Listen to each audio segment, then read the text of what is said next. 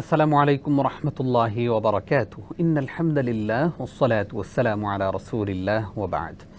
প্রিয় দর্শক, মাহে রমাদান চলছে। রমাদানে আপনাদেরকে প্রতিদিন আমরা রূপায়ণ স্কাই ভিলা নিবেদিত মাহে রমজানের বিশেষ আয়োজন উপহার দিয়ে থাকি, আর তা হচ্ছে ইসলাম ও জীবন, পাওয়ার্ড বাই আরকাবেল, co sponsors ATI tiles and smart Mehedi. প্রিয় দর্শক, মাহে রমজানের প্রতিদিন আমরা চেষ্টা করি একটি সুনির্দিষ্ট বিষয় আপনাদের কাছে কিছু মেসেজ পৌঁছাতে, এবং সেই মেসেজে আমাদের জন্য রয়েছে অনেকগুলো শিক্ষা।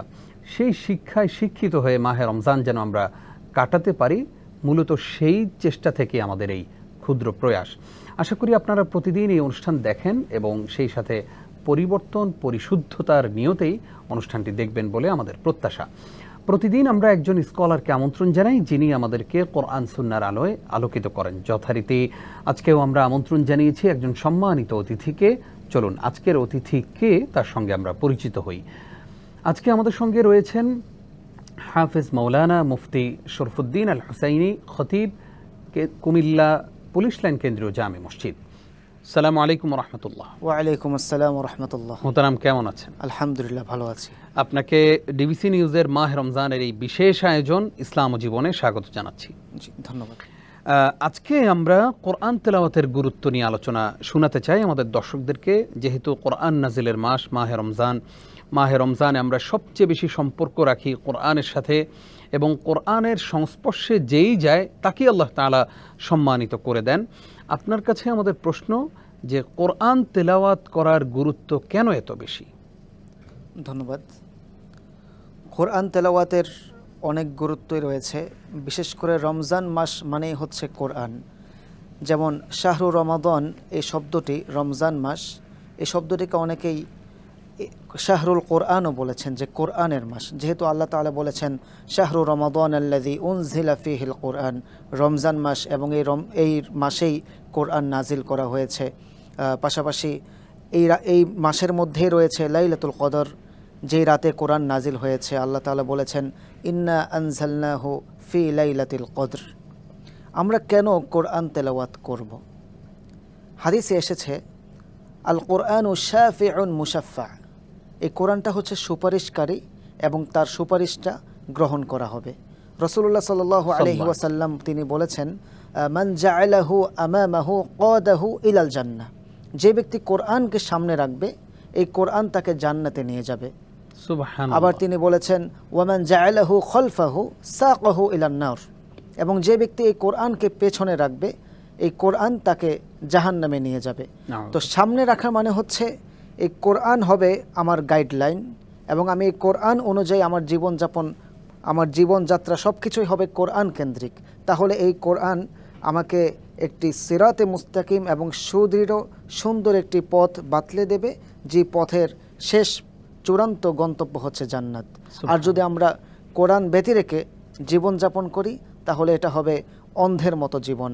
যেমন আল্লাহ তাআলা পবিত্র কোরআনে বলেছেন ওয়ামান আ'রাদা আন যিকরি ফাইন্না লাহু মাঈশাতান দনকা ওয়া নাহশুরুহু ইয়াওমাল কিয়ামাতি আ'মা, যে ব্যক্তি আমার জিকির হতে, আমার কোরআন থেকে মুখ ফিরিয়ে নেয়, আমি তার জীবনকে সংকীর্ণ করে দেই এবং সে আখিরাতে অন্ধ অবস্থায় উঠবে। এই জন্য আমরা বেশি বেশি কোরআন তেলাওয়াত করব। আমরা জানি যে কোরআন আমাদেরকে অন্ধকার থেকে আলোর দিকে দিশা দিয়ে থাকে, কিন্তু সেই কোরআন যদি কেউ ভুল পড়ে, উচ্চারণের ক্ষেত্রে হোক, মুখস্থের ক্ষেত্রে হোক, যদি ভুল পড়ে তাহলে তার শাস্তিটা কি? কোরআন ভুল পড়া এটা মারাত্মক একটি অপরাধ। আর আমরা যে নামাজ পড়ি, সালাত আদায় করি, কোরআন তেলাওয়াতে যদি ভুল হয় তাহলে এর মাধ্যমে কিন্তু আমাদের সালাতটা বিনষ্ট হয়ে যাবে। যেমন দেখুন, উদাহরণস্বরূপ আমি বলতে পারি যে কুল হুয়াল্লাহু আহাদ, এখানে আমি যদি শুদ্ধভাবে আরবি হরফ কফের উচ্চারণ করি তাহলে এটার অর্থ হবে যে আপনি বলুন যে আল্লাহ এক। কিন্তু আমি যদি এখানে কুল হুয়াল্লাহ বলি, কুল শব্দের অর্থ হচ্ছে তুমি খাও। এখন কুল হুয়াল্লাহু আহাদ বলার কারণে নাউজুবিল্লাহ এটার অর্থ হয়ে যায় যে তুমি খাও, যে আল্লাহ এক। নাউজুবিল্লাহি মিন যালিক। এজন্য কোরআন তেলাওয়াত বিশুদ্ধ করার ক্ষেত্রে আমাদেরকে অবিরত চেষ্টা চালিয়ে যেতে হবে যেন আমাদের তেলাওয়াতটা শুদ্ধ হয়, এবং আমরা যেন কোরআনটা বুঝে পড়ার চেষ্টা করি। এর প্রথম ইয়া হচ্ছে যে আমরা যেন কোরআনটা আগে বিশুদ্ধ হয় কিনা সেদিকে আগে আমাদেরকে মনোনিবেশ করতে হবে। পাশাপাশি কোরআনটা যেন আল্লাহ তাআলা কোরআনে কি বলছেন, কি মেসেজ রয়েছে আমাদের জন্য এই কোরআনে, সেটাও বোঝার চেষ্টা করতে হবে। প্রিয় দর্শক, আপনারা দেখছেন রূপায়ণ স্কাই ভিলা নিবেদিত মাহে রমজানের বিশেষ আয়োজন ইসলাম ও জীবন অনুষ্ঠানের এই পর্যায়ে ছোট্ট একটি বিরতি নিচ্ছি, আমাদের সঙ্গেই থাকুন। প্রিয় দর্শক, আপনাদেরকে আরও একবার স্বাগত জানিয়ে শুরু করছি রূপায়ণ স্কাই ভিলা নিবেদিত মাহে রমজানের ডিবিসি নিউজের বিশেষ আয়োজন ইসলাম ও জীবন, পাওয়ার্ড বাই আর কাবেল, co sponsors ATI tiles and smart Mehedi. আজকে আমরা রাসূলুল্লাহ সাল্লাল্লাহু আলাইহি ওয়াসাল্লাম এই যে তার উপরে যে কোরআন নাজিল হয়েছে সেই কোরআন নিয়ে আলোচনা শুনছিলাম। আলোচনা করছেন মুহতারাম মাওলানা শরফুদ্দিন আল হুসাইনি। শেখ, আপনাকে আরও একবার স্বাগত জানাচ্ছি। আমরা জানতে চাই যে আমরা অনেক সময় নিজেরা কোরআন পড়তে পারি না এবং সন্তানদেরকে কোরআন তেলাওয়াত করাতেও চাই না। এই যে কোরআন বিমুখতা, কোরআন থেকে যে নিজেদেরকে আমরা ফিরিয়ে রাখছি, এই ব্যাপারে কি বলবেন যে আসলে আমাদের কোরআনের সাথে সম্পর্কটা কেমন হওয়া উচিত? জি, কোরআনের সাথে আমাদের সম্পর্কটা কেমন হওয়া উচিত এই ব্যাপারে আগে দেখতে হবে যে এই কোরআন যে রাসূলুল্লাহ সাল্লাল্লাহু আলাইহি ওয়াসাল্লামের উপর নাজিল হলো, রাসূলুল্লাহ সাল্লাল্লাহু আলাইহি ওয়াসাল্লাম কোরআনের আলোকে তার জীবনকে সাজিয়ে নিয়েছিলেন। হযরত আয়েশা রাদিয়াল্লাহু তাআলা আনহা, তাকে জিজ্ঞেস করা হলো যে রাসূলুল্লাহ সাল্লাল্লাহু আলাইহি ওয়াসাল্লামের চরিত্রটা কেমন ছিল। তিনি বললেন যে তার চরিত্রই হচ্ছে আল কোরআন, খুলুকুহু আল কোরআন। সুবহানাল্লাহ। তো তিনি তার চরিত্রটাকে কোরআনের আলোকে সাজিয়ে নিয়েছেন। তো আমরা আমাদের প্রত্যাশা যে আমাদের সন্তানরা চরিত্রবান হবে, আমাদের সন্তানেরা সমাজে মাথা উঁচু করে দাঁড়াবে।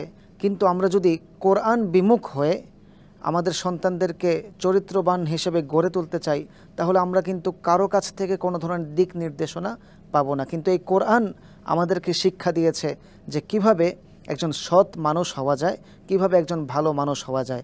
যেমন আল্লাহ তাআলা পবিত্র কোরআনুল কারিমে তিনি বলেছেন, ইয়া আইয়ুহাল্লাযীনা আমানু কু আনফুসাকুম ওয়া আহলিকুম নারা, হে ঈমানদাররা, তোমরা নিজেরা বাঁচো এবং তোমাদের পরিবারকে জাহান্নামের আগুন থেকে বাঁচাও। তো জাহান্নামের আগুন থেকে বাঁচতে হলে আমাদেরকে সকল ধরনের বদ চরিত্র, সকল ধরনের অসদাচরণ সব কিছুকেই বর্জন করতে হবে। এখন আমরা বুঝবো কিভাবে যে কোনটা ভালো কোনটা মন্দ? এই কোরআন আমাদেরকে সুস্পষ্ট করে দিবে যে কোনটা ভালো কোনটা মন্দ। কেননা আপনি জানেন হয়তোবা যে কোরআনের আরেকটি নাম হচ্ছে ফুরকান, আর ফুরকান শব্দের অর্থ হচ্ছে সত্য এবং মিথ্যার পার্থক্যকারী। এজন্য আমরা যদি সত্য এবং মিথ্যার পার্থক্য, আলো এবং অন্ধকারের পার্থক্য জানতে চাই, আমাদেরকে অবশ্যই কোরআনের কাছে ফিরে আসতে হবে। খুবই গুরুত্বপূর্ণ বিষয় আপনি আমাদের সামনে উপস্থাপন করলেন। আমরা একদম ছোট্ট করে আপনার কাছে জানতে চাই, এই যে কোরআনের হাফেজদের পেছনে আমরা তারাবির সালাত আদায় করি, আপনি নিজেও একজন কোরআনে হাফেজ, আলহামদুলিল্লাহ, এই কোরআনে হাফেজদের সম্মান আল্লাহর কাছে কতটুকু, একদম ছোট্ট করে জানব। কোরআনের হাফেজদের সম্মান আল্লাহর কাছে কতটুকু সেগুলো ভাষায় প্রকাশ করার মতো নয়। তবে হাদিসে উল্লেখ আছে যে কিয়ামতের ময়দানে কোরআনের হাফেজদেরকে বলা হবে, ইকরা ওয়ারতাকি, তুমি কোরআন পড়তে থাকো এবং উঠতে থাকো। সেভাবে হাফেজরা যখন কোরআন পড়তে থাকবে তখন তার মর্যাদা এক একটি আয়াতের পরপর তার মর্যাদাও দীর্ঘ হতে থাকবে। সুবহানাল্লাহ। পাশাপাশি কোরআনের হাফেজদেরকে এবং তাদের পিতামাতাদেরকেও বিশেষ এক মুকুট পরিধান করা। জাযাকাল্লাহ খাইর। আপনি অনেক গুরুত্বপূর্ণ মেসেজ আমাদের সঙ্গে শেয়ার করলেন। কষ্ট করে সময় দেওয়ার জন্য ডিবিসি নিউজের পক্ষ থেকে আপনাকে ধন্যবাদ জানাচ্ছি। ধন্যবাদ। প্রিয় দর্শক, এতক্ষণ যারা আমাদের সঙ্গে ছিলেন আপনাদেরকেও ধন্যবাদ জানিয়ে শেষ করছি রূপায়ণ স্কাই ভিলা নিবেদিত মাহে রমজানের বিশেষ আয়োজন ইসলাম ও জীবন, পাওয়ার্ড বাই আর কাবেল, co sponsors ATI tiles and smart Mehedi. আজ এই পর্যন্তই। আগামীকালকের পর্ব দেখবার আমন্ত্রণ জানিয়ে বিদায় নিচ্ছি। আসসালামু আলাইকুম ওয়া রাহমাতুল্লাহি ওয়া বারাকাতুহু।